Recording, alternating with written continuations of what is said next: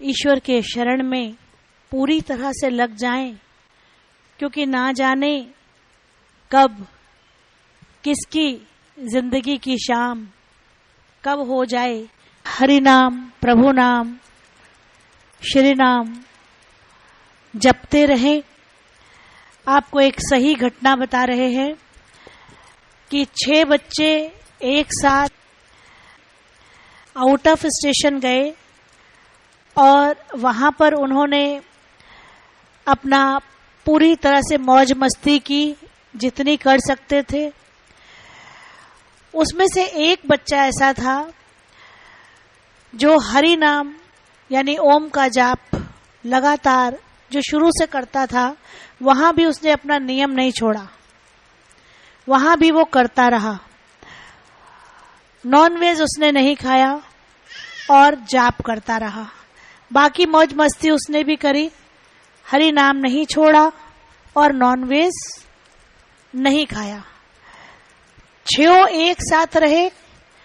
5 जब वापिस आए, 5 कोरोना पॉजिटिव निकले और एक बच्चे को कोई कोरोना नहीं, जो जाप करता रहा और जिसने नॉनवेज नहीं खाया।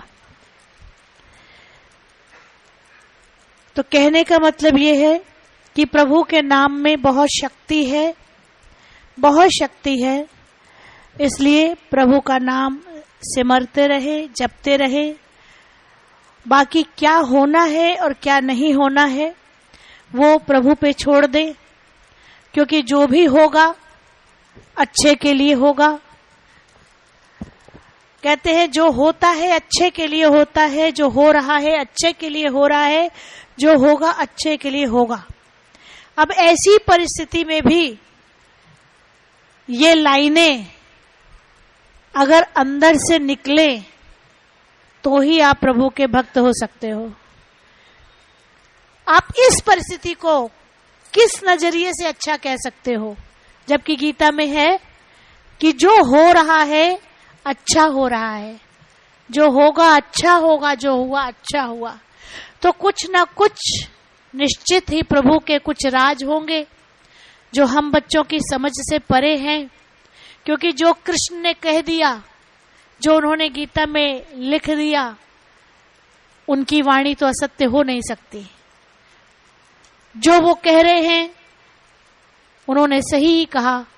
हम लोग के समझ में हेर फेर हो सकता है, लेकिन उन्होंने जो कहा उसमें कोई हेर फेर नहीं हो सकता, क्योंकि देखने में सीधा सीधा अर्थ बड़ा अजीबोगरीब लगता है, लेकिन अगर हम लोग गूढ़ रहस्य पे जाएं तो बहुत गहरा होता है। उनके कहने का अंदाज, उनके कहने के अर्थ कुछ अनोखे ही होंगे। तो जैसी भी परिस्थिति है, और हर परिस्थिति में वो कहते हैं आप सम रहो, कैसी भी परिस्थिति आए उसमें सम रहो। दुख है या सुख, वो आना ही है। दुख और सुख ये सिक्के के 2 पहलू हैं। अगर किसी के जीवन में इस समय बहुत सुख है तो वो सुख में इतराए नहीं। क्यों? क्योंकि निश्चित ही उसके बाद दुख आएगा ही आएगा, कोई नहीं काट सकता। और अगर जीवन में किसी के दुख बहुत है तो दुखी ना हो, क्योंकि सुख आएगा ही आएगा। क्योंकि ये सिक्के के 2 पहलू हैं, इसको आना जाना है। जैसे दिन और रात, दिन के बाद रात और रात के बाद दिन आना अनिवार्य है। तो इसमें दुखी और सुखी वाली बात नहीं है। हाँ, ये जरूर है कि जब हम लोग हरि नाम का कीर्तन करते हैं, प्रभु का ध्यान करते हैं, सिमरन करते हैं, जाप करते हैं, श्रद्धा से, भाव से, प्रेम से उस मालिक को याद करते हैं, तो जीवन में कर्मानुसार जो संकट आने होते हैं, जो दुख आने होते हैं, वो राई बनकर आते हैं। और उस राई को सहने की शक्ति भी, क्योंकि राई भी बड़ी भयंकर होती है, लगती कहने को राई है लेकिन वो कष्ट भी नहीं सहा जाता। तो उस राई जो कर्मानुसार जो कष्ट है उसको परमात्मा जाप से राई बना देते हैं, और फिर उसको सहने की शक्ति आपका जो जाप का फल है वो देता है।